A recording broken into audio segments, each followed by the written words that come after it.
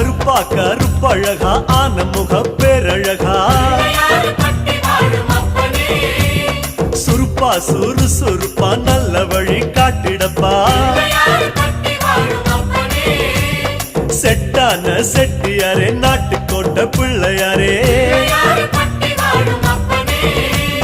வட்டி மேல வட்டி போட்டு வரமளிக்கும் பிள்ளையாரே கொட்ட கொடி மரமாம் கொடி வளர்ந்த அம்பலமாம்